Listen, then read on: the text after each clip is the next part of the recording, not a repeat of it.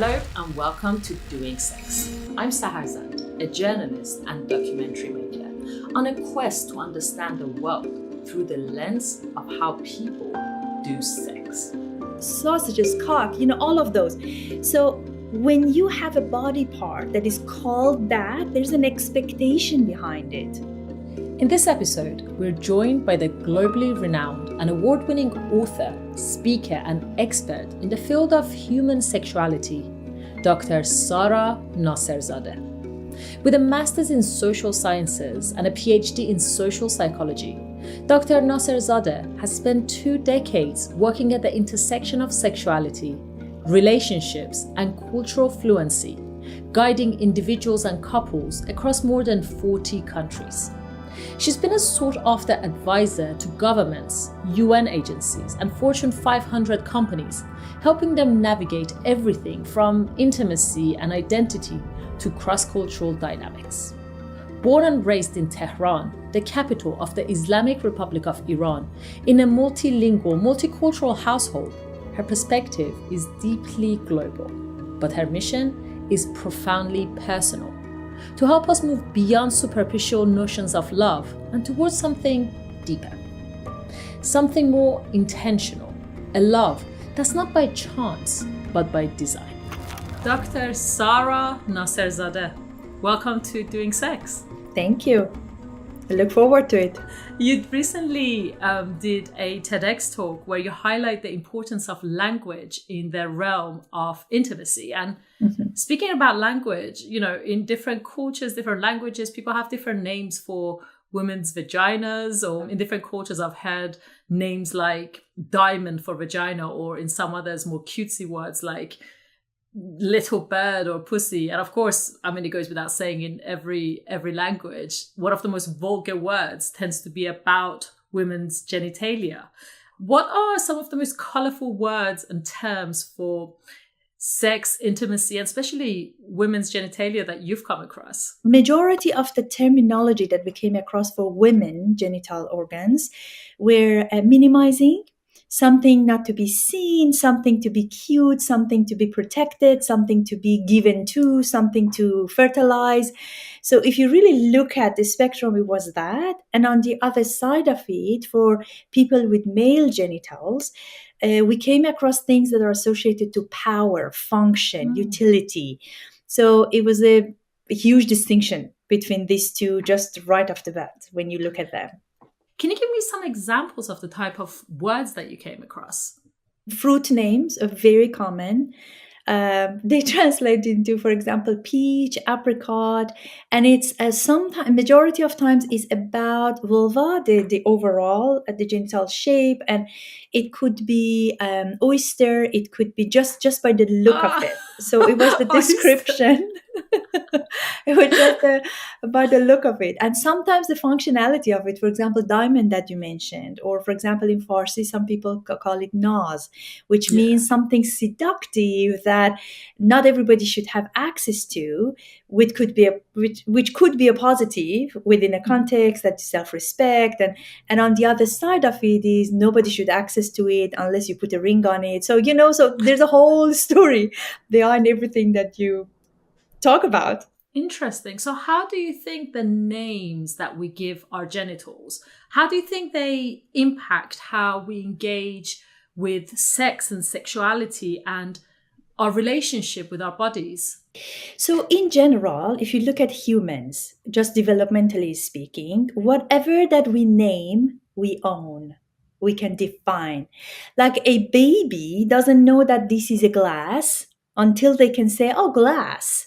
Then they will learn about the function. Then they will learn about who owns it, who is entitled to it. It goes all the way to our genitals. I was doing a workshop for men, actually. And I asked them to write down all the names that they have for their genitals. Power of Tower, Willie, Billy, Billy Jr., or I don't know, like whatever, Mark Jr., the junior part. Or, for example, Golden Dragon. Or so many Cock. pipes, sausages, cock, all of those. So when you have a body part that is called that, there's an expectation behind it.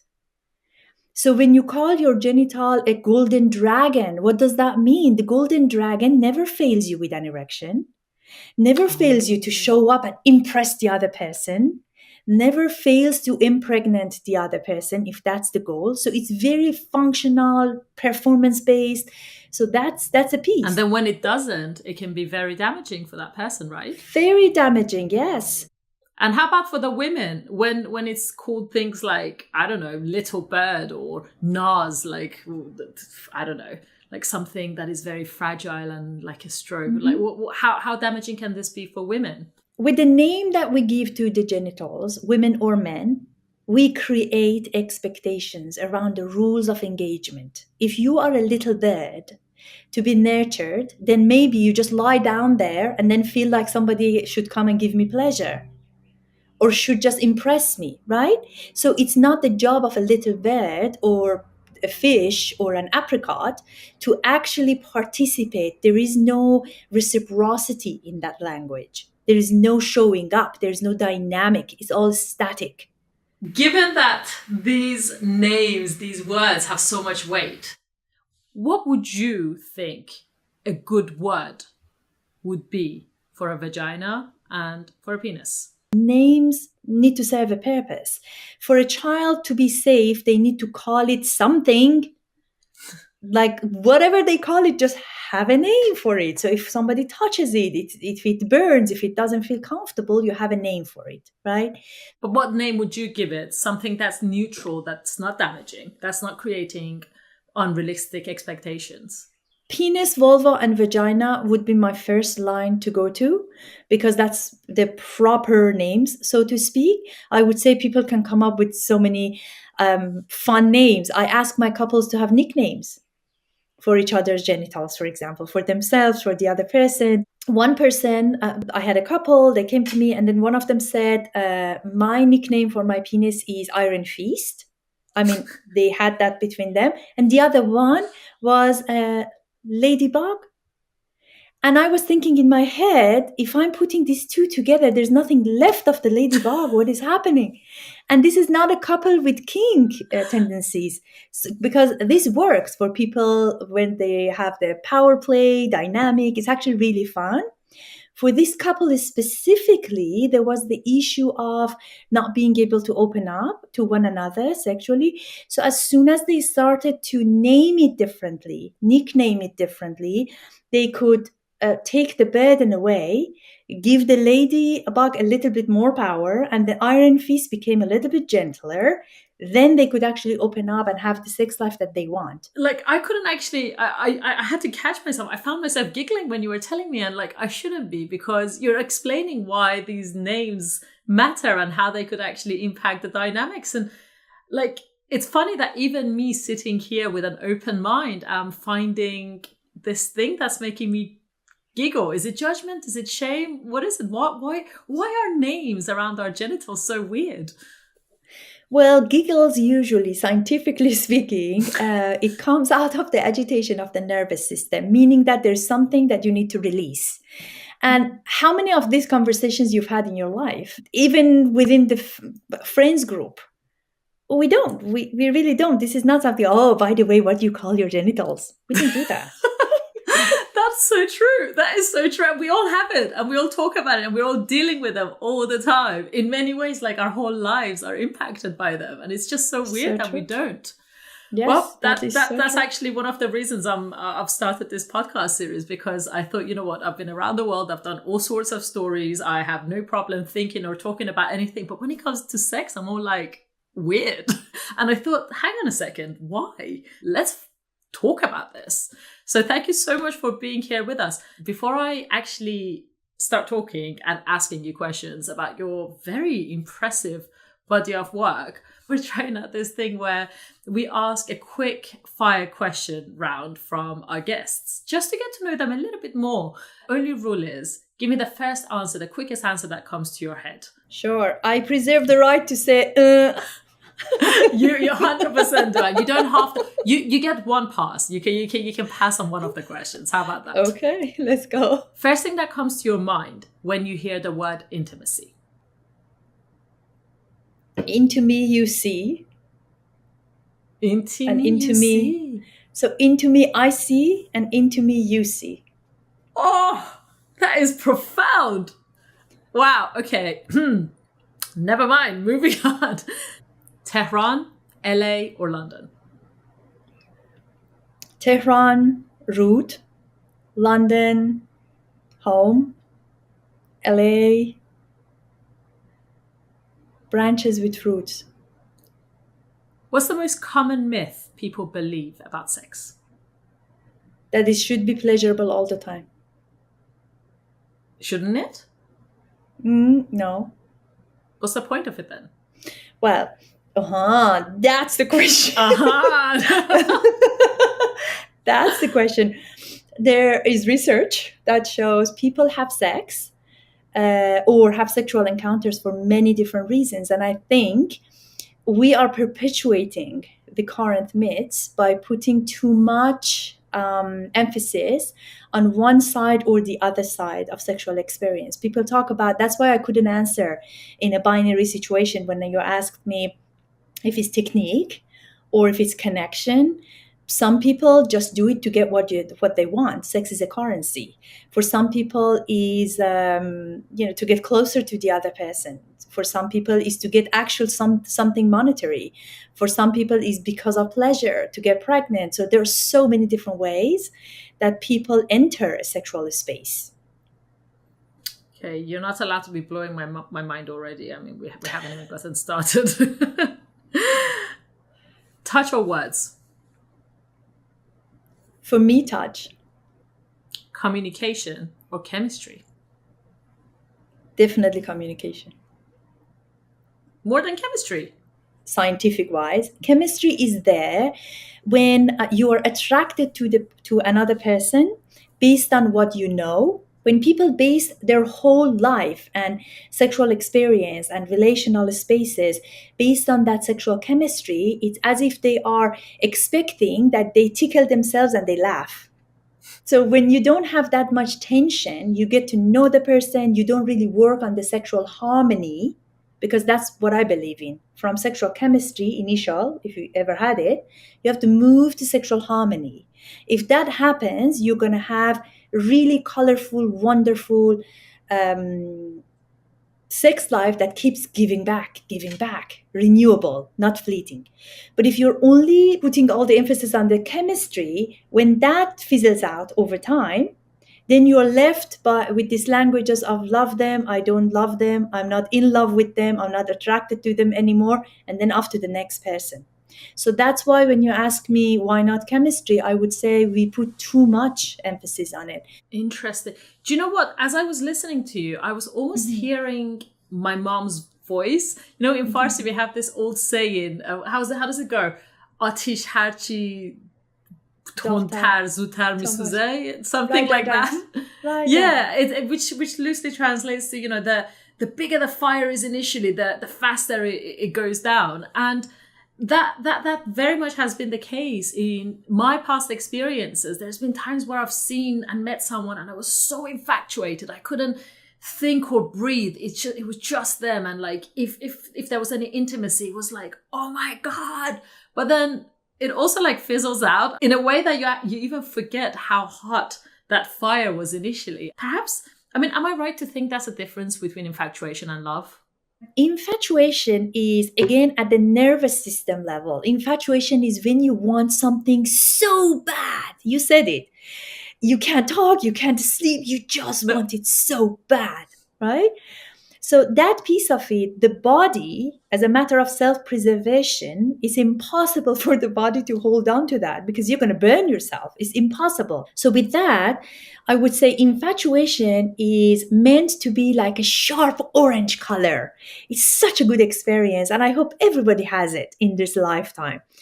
But then on the other side of it, as you move from infatuation, sexual chemistry to sexual harmony, and pay attention to multifaceted angles of attraction, and then turn that attraction into intimacy over time, then you're going to experience a rainbow. I love that. But also, I have to say, it depends which cultural context you're operating in, because I live in Los Angeles right now, and if I look around me in my new home here in United States, we want bigger, we want better, we want it all the time, we want it more.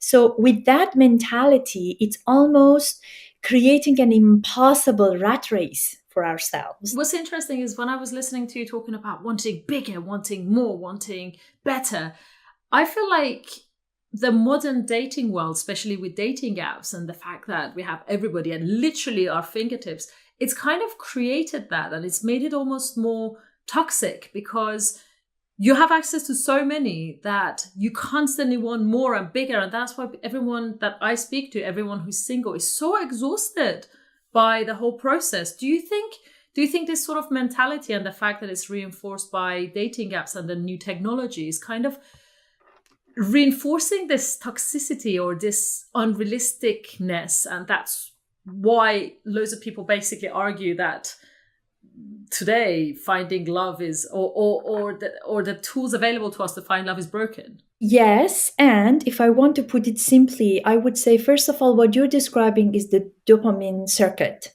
basically, like the hit. Just hit me all the time. So that's one. When I ask my clients, thing that I'm noticing, sometimes they really don't know what it looks like when they arrive. So they are doing everything in their power to get into that relationship. But I'm not convinced that everybody knows what is it that they're chasing. I want to talk to you more about your work, but let's first point to the elephant in the room, and that's the fact that you and I are both Iranian, and we're both from Tehran, the capital of Iran. Tell me about the journey you took that took you to LA. Well, many different reasons, but the main one that is related to my profession was my father, as a child, always told us, when you see something that is complaint worthy, don't complain, just go make it happen. So when I decided that I wanted to educate myself around sexuality, relationships, and I really wanted to do research, I wanted to do education, I wanted to have this overall idea about how humans relate to one another. What are the motivational models? What are the, all of that. That was the reason that, made me move to England for my education. And then from there to New York. For now, we are in LA. We'll see where we will end up. What was it that made you want to pursue this subject, this topic so much so that it's taken you all the way across the world? First of all, nobody else that I knew of talked about it in the way that I wanted. That was one. How did you want it?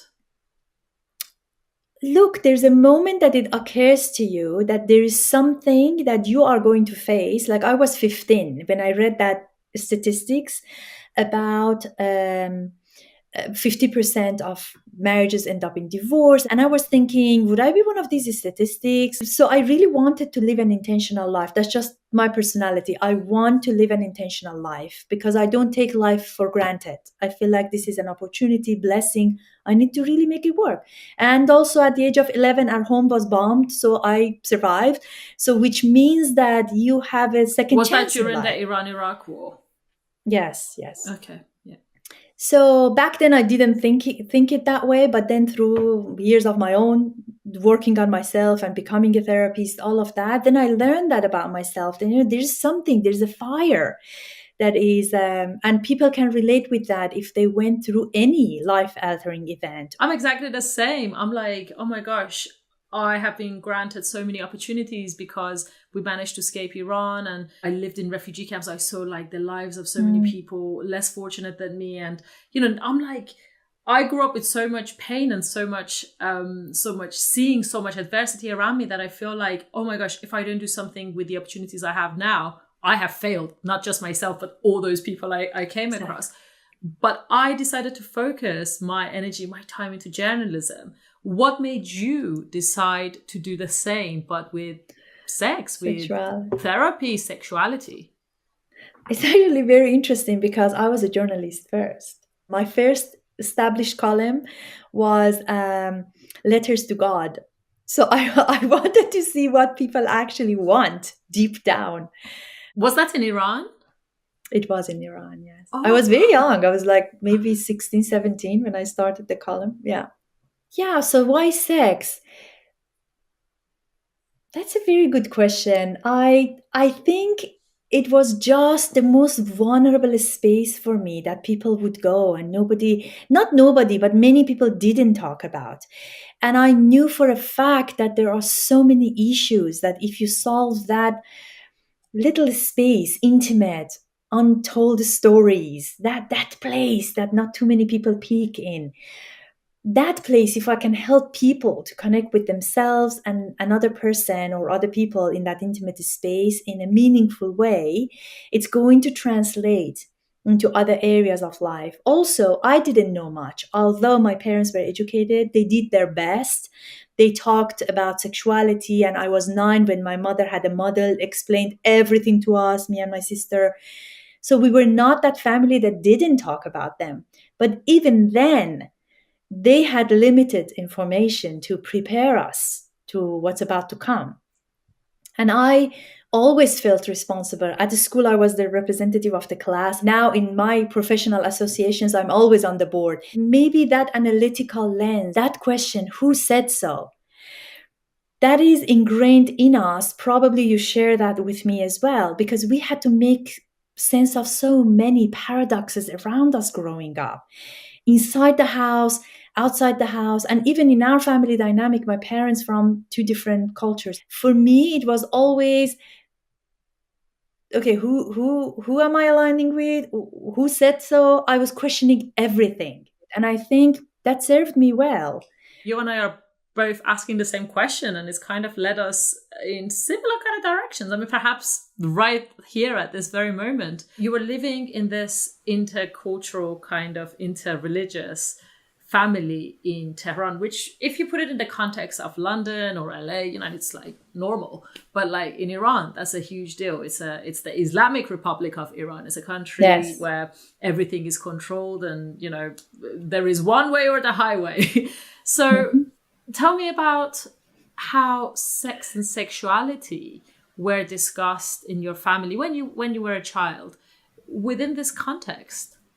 So my mother is wonderful. Really, we owe her so much because of all of that oppression against women. She and my father, they needed to protect us, so we couldn't be too avant-garde because it could cost our lives.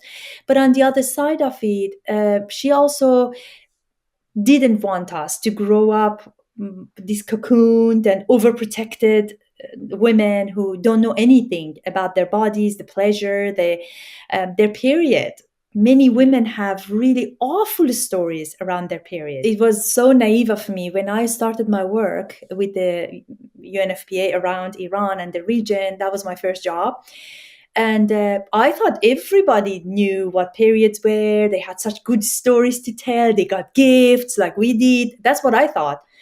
And then little by little, I realized, oh my God, it's terrible. And that's one of the reasons that I went deeper and deeper and deeper into this field.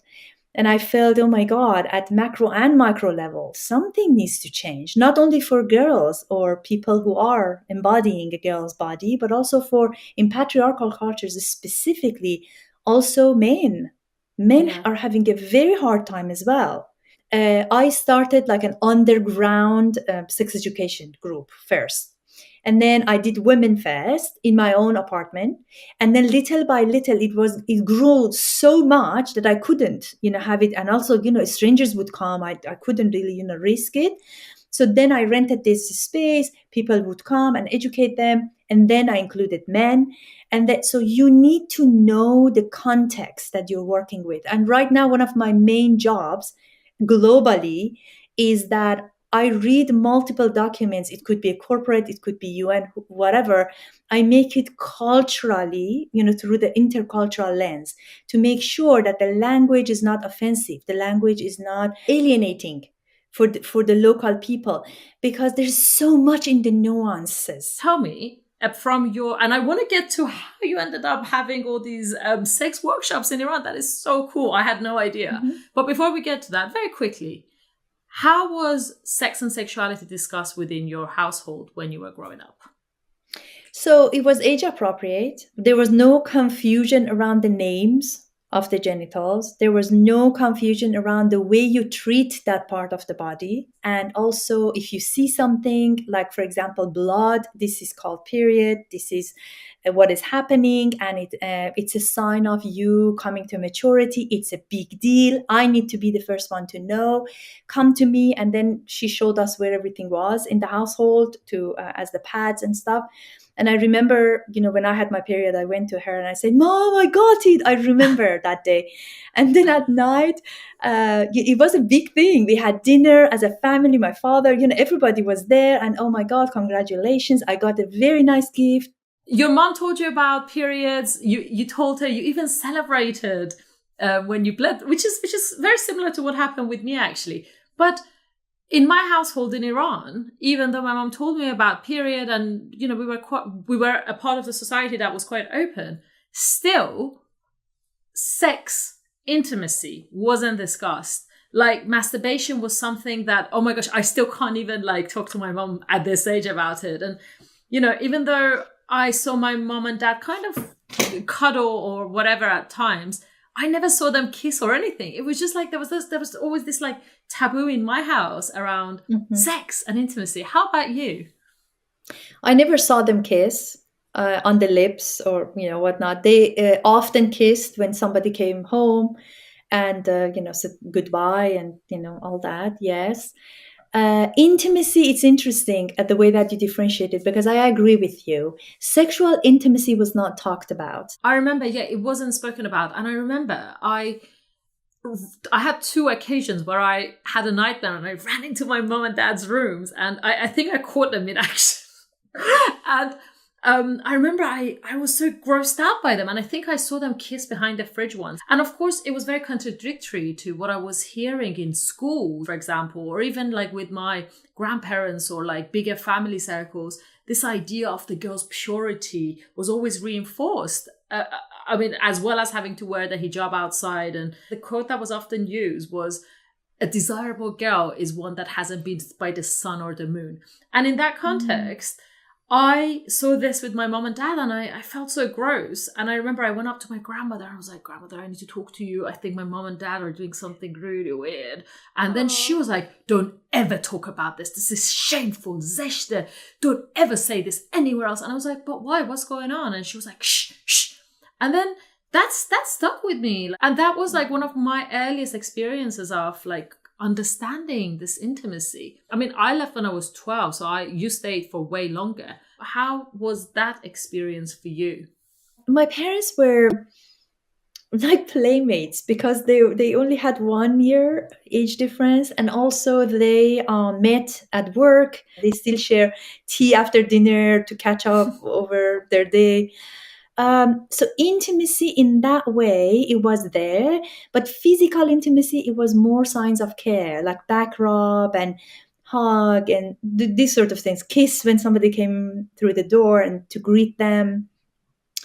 But also, I remember that we had other education around sexuality in a broader term. For example, I have a younger brother, and my father, one time I remember he had a conversation with me and said, "Look, he is growing up.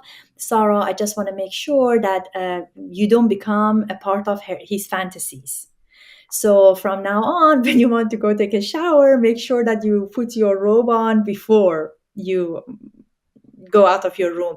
So it was really interesting for me, and I really appreciate it at this age, because I feel, I don't know many fathers who give you that education that, so you don't want to become the fantasy of your brother because he's a teenager younger than you, and you don't want to just walk around the house naked.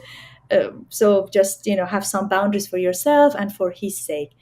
Or I remember when my mother taught my brother about periods and women.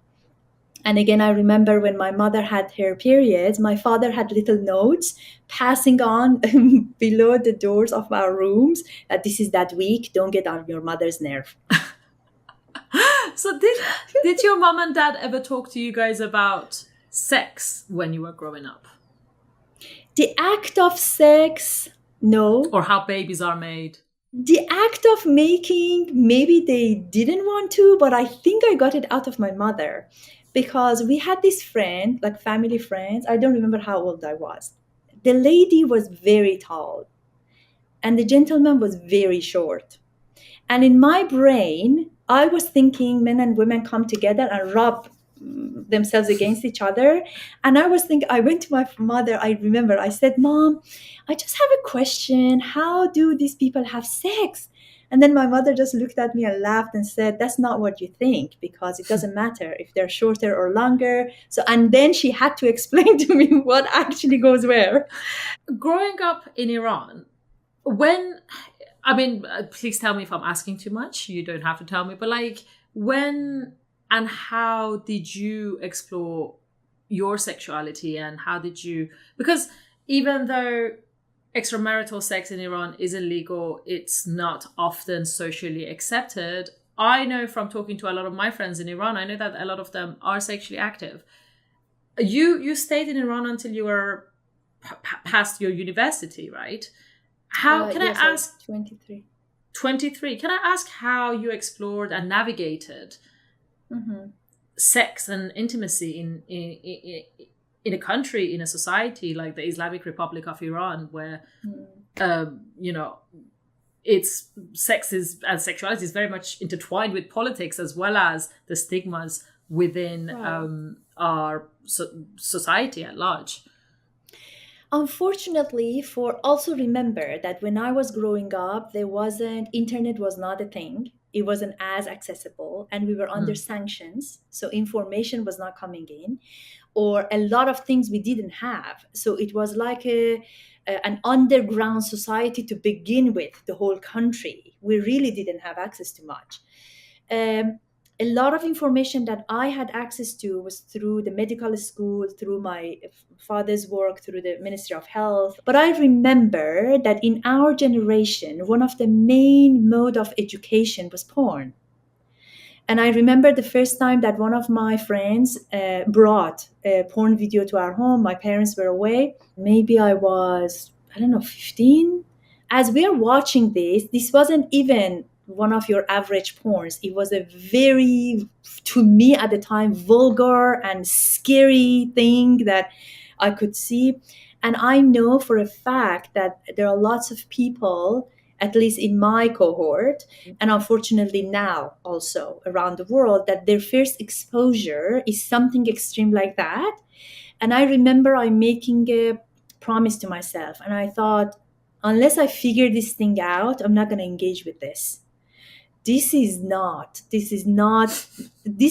didn't look good. It looked dirty and messy and very domineering towards the woman. I hated it. But then little by little, as I educated myself, as I got introduced to different people, and then started working for the Academy of Medical Science, so little by little, I had more information, more access to a variety and a range of sexual encounters. Then I learned that it's not only penetrative sex that is called sex.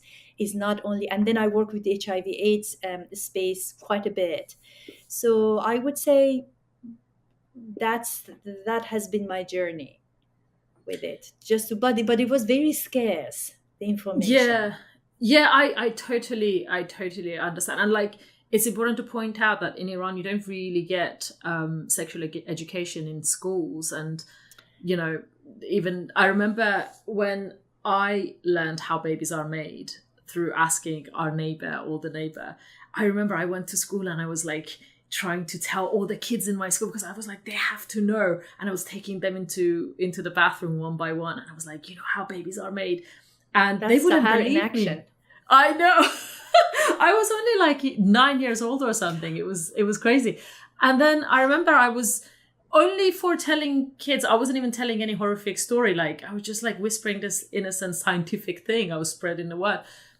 I almost got expelled from school. It was me and this other girl. Wow. And yeah, the principal found out. They made us go to the principal's office. They made us face the wall. And, you know, I wasn't crying. She was crying. And then I got shouted at for not crying, for not looking sorry, for being blasphemous or whatever what they use. So we're talking an environment like that. So you kind of watched porn. That was your first exposure in a closed society like that, and then you sort of explored it more. And I don't want to push you if you're not comfortable talking about it, but how did you get from that part to holding your underground sex education classes? Tell me everything about that. Like, what was that about? How did that come about? What were you teaching? Tell me everything. So basically what I did was I went to collect all of the sexuality education material in the country. This is post-AIDS era. So the idea was there was sex education, but to be honest, harmful ones. And I'll tell you why. I'll tell you why. First of all, sexuality education is something that is the plus, the information that you provide, right?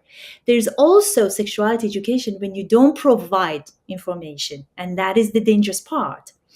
So, for example, don't have sex, or don't use somebody else's razor blade to shave. Don't do this. So they were all towards the prevention of AIDS. But nobody talked about if you choose to have sex, if you choose to be sexual, now what? There was no mention of condoms. There was no mention of nothing. In Iran, I have to say, my mentors were God sent. And I went to them and I said, look, and I had access. Remember, I worked for the Academy of Medical Science. So I went to a very influential person and I said, look, this is my research. This is terrible what is happening. So they actually asked me to present at a meeting that was all the ministers sitting around the table. I was a junior, so very young. So I go in and with the passion and I said, look, here's what is happening. This is really dangerous. And my father had a long-standing status as a person who advocated for HIV AIDS clients and patients in the country. And then so through that, I went and then I presented this research. And then they told me, well, would you be able to help us rewrite this in a culturally informed manner? How old I were did you not at the expect time? that. I was 21. I said, I don't have the knowledge. And again, because of the sanctions, we don't even have the information coming in. So I'm sorry. I will be producing something wrong again because this is not, who am I to write this? That was one of the also stronger points that made me think I need to leave. I need to educate myself. I mean, it's even though I know this background, talking to you now, and living in this free world in the age of technology, it's so easy to forget how scarce information was, and the fact that we take this for granted, and we're not talking about a country that's just that just doesn't have access to internet or certain books. It's also one where, for example, a woman is punishable by death, by stoning, if she's caught having sex outside of marriage, or you could end up in prison if you're caught with selling porn. It's like the same as drugs. So it's really fascinating talking to you about this. Tell me about these underground classes, that workshops that you said you were holding. My idea was the betterment of humans' life. And I help people to relate better with one another from bedroom to boardroom. So sexuality was not just one part of what I did. So I taught people about conflict resolution. And these all were born when I was the representative of the university. The head of the university, the dean of our university, was a very open-minded, religious, but very open-minded person, and said, Sara, why don't you start this training course for people to teach them about just the basics, as much as about relationships and, sexuality and whatnot. I said, okay. And then I had this book that I translated into Farsi, and then I multiplied it by different resources that my friends would bring from out of the country. And then I started this 8 weeks course for people at the university. And then that translated into having those classes, underground classes at my apartment, our apartment. And then it went to that salon, the event space.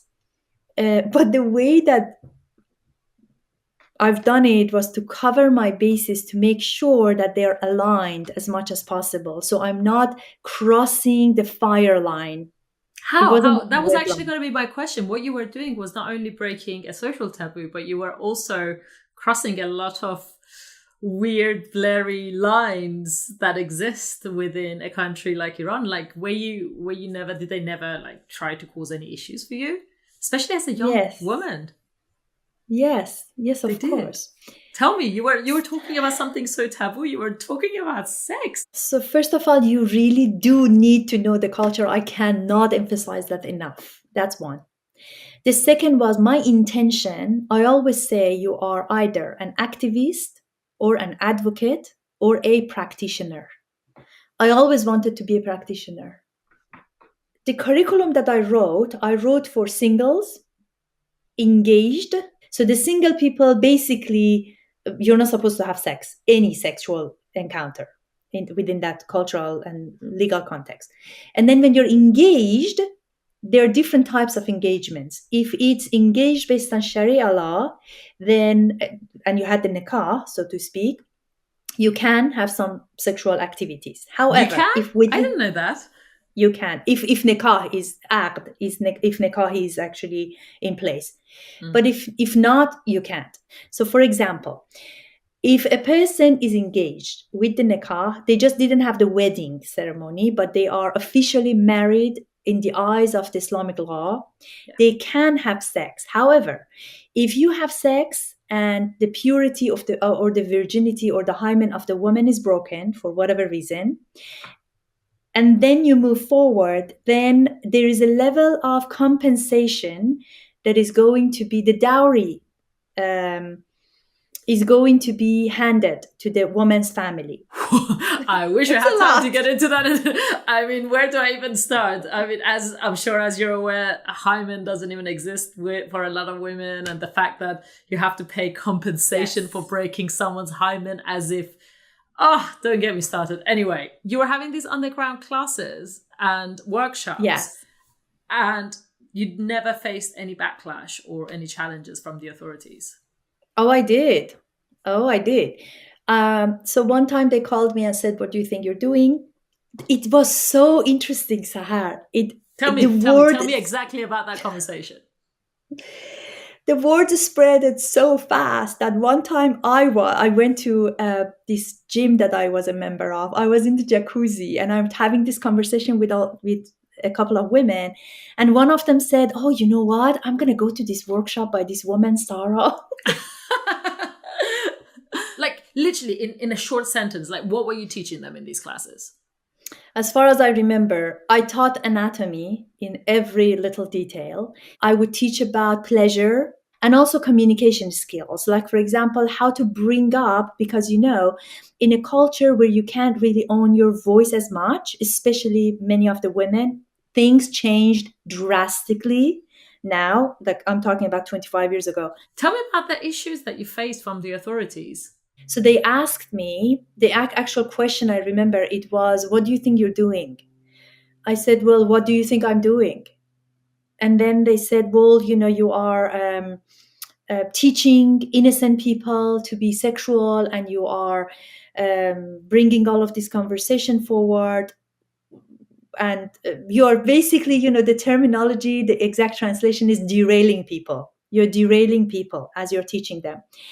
So one thing that saved me was that, again, knowing the culture, but also I had my brochures and I told them, I said, "Look, this is the curriculum and brochure for this, that, a brochure, no, agenda for each of the groups. This is for engaged. As you can imagine, I am not teaching about anything that, I teach to the people who are actually married.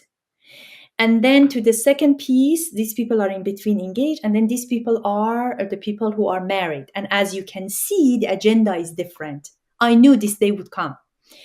So, and then they also asked me that, "Well, you are a woman teaching men. What are you doing?" I said, "Look, in this event space that I had, I made an agreement with the person who owned this space.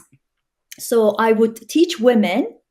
I made it optional, but it wasn't my calling. I said, when you're dropping off your engaged person or your sister or your, like a engaged person, I mean, fiance, or your daughter, your, whatever, you're more than welcome to wait in the waiting area. The waiting area was behind the curtain. They could completely hear me, but they couldn't see the content or presentation or whatnot, but they could hear me. And I told them, I said, look, I didn't send any invitations to men, which was true, and So they these choose to classes were stay. only for women? For women, but the classes that I had for couples, it was okay. Okay. The other thing is, remember, knowing Islam. In Islam, the golden rule is that first is health of the person, to the point that you can even deny your own religion if your health is on the line. The second one is marriage. So when you argue that you are going to help people to have better marriages, better societal system, they could get on board with it. Yeah, and there is also like this duality that I often see. For example, we touched upon the value placed on a girl's virginity, so much so that, you have to pay a compensation to the family of your fiancé if you break it before marriage, or, I mean, before the actual wedding ceremony. Or, I've also noticed in a country where sex outside of marriage is illegal for women, and I keep saying this because it's still, to me, it's so shocking, the fact that they can get stoned if someone proves that this person has sex outside of marriage. Like, for men especially, like, cheating is almost a badge of honor, even for a lot of, not everyone. I'm not saying this as a blanket, but from my experience of a lot of people I've seen, I'm just talking about this duality of witness, of sort of seen over and over again. This duality constantly exists. Like, one thing is very much reinforced and then the other is practiced. Like in Iran, I know that a lot of young women are sexually active, but they do everything but something that might damage their hymen. And I'm basing this off talking to my friends. What is going on there? Well, or they do that and then they go through hymenoplasty. Yes. So there are certain things that, based on, again, depending on the window that you're looking through to the society, your verdicts might differ from mine or another person about the country. And that shows you, again, how nuanced the culture is. But on the other side of it, yes, hymen is still a sign of purity, and hymenoplasty is very common, not only in Iran, in many cultures that advocate for virginity of women. The other aspect of it is anal sex and oral sex. Sometimes they are not considered as sex because they don't harm the hymen.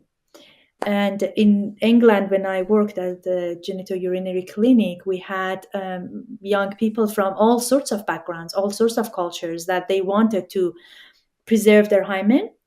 And then they had gonorrhea, or they had different sort of STIs. And then we would ask them, have you had sex? They said, no.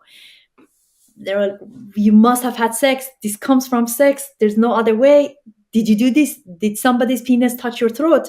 So you had to be so specific for them to come and actually tell you with, those details. So it's pretty nuanced. And that's one of the reasons, my love, that sexuality is so hush-hush, because it really depends who talks about it. Everybody's experience and expression of sexuality is so different. And it's so harmful. It's so harmful. I remember talking to an old school friend of mine, and we were in our 20s, and she was telling me how to keep this boyfriend she has to have anal sex, and how it's very painful, very uncomfortable for her, but she has to do it because she can't she can't break her hymen, but she has to do it to keep him. And you know what, like, all of these nuances, all of this grayness, all of these complexities, even though I left Iran when I was so young, even though, I've traveled the world and I like to think I'm well read, and I've spoken to loads of people, and I've covered lots of topics around sex, sexual violence, FGM, everything.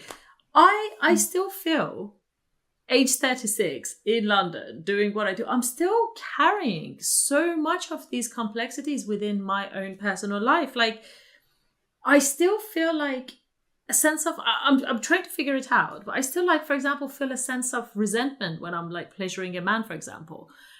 as a straight woman, because I feel like, coming from quite a patriarchal background, or there is still a lot of shame in these spaces for us, in intimate spaces for us. And, like you can even hear it in my voice. I'm struggling to even like kind of elaborate on what it is that I'm going through.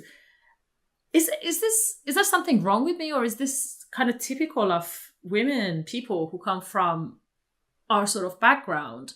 What I'm trying to ask, I guess, is what I'm going through, are these struggles more cultural, or are they more personal issues? I would say part of it is universal.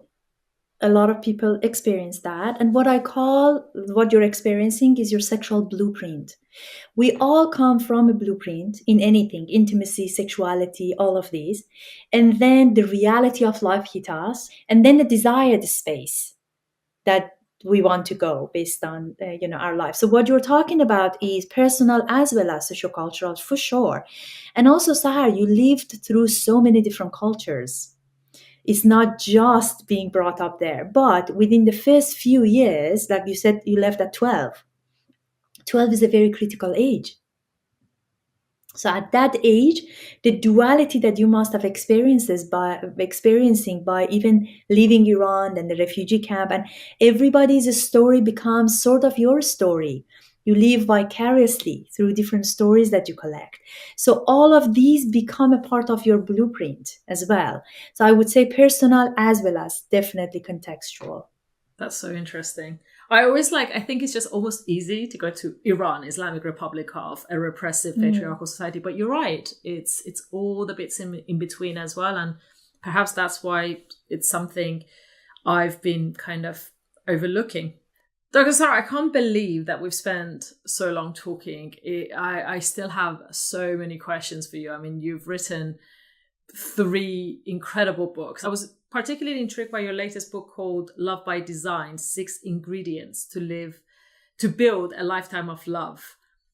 I know that we have to go read the book, and I know it's not that simple. Otherwise, you wouldn't have written a whole book on it. But if you were literally, just for the sake of me hopefully having a part of this in this podcast, can you very quickly tell me what these 6 ingredients are? Sure. So first of all, true love needs to give your heart a break, not a heartbreak. 6 ingredients are reciprocal, trust, compassion, shared vision that they have together, being loving, the acts of love, which I define them differently than people might have known, respect. And if they're not in place, you don't have a love. So love doesn't come first, the rest will follow. The ingredients come first in a conducive context, in constant interaction with one another, with reciprocal quality for love to have a chance to emerge. Lastly, Dr. Sara Nasserzadeh, what does doing sex mean to you? Not Sara as the sexologist, not as the successful author, speaker, advisor to the UN and lots of other companies. What does it mean to Sara as the woman? How do you do sex? I would say because I'm in a heterosexual, monogamous relationship with my husband, so that's the space that I can define sex within. I would say it's a space that we go to connect with one another. Sometimes just a chit chat. Hey, I'm here, you're here, the machine is working, wonderful. And some other times we spend more time to make it a very fulfilling and rewarding experience. But for me, it's not just about me. I think it's about the person that I'm with. So it's the space that we create together. That's how I do sex. I love that. Because I feel like sometimes sex can be, I don't know, I feel pressure around it. Mm-hmm. And it should be intimate. It should be comfortable. It should be a space you create for each other. Sara Nasserzadeh, thank you so much for being with us today. Thank you so much. My absolute pleasure. Lovely to be here. Thank you for joining us today. If you like this program, please rate and review the podcast wherever you get your shows. And maybe share it with someone who might want to or need to hear it. This has been Doing Sex, a Vespucci production produced by Hattie Moyer and presented by me, Sahar Zand.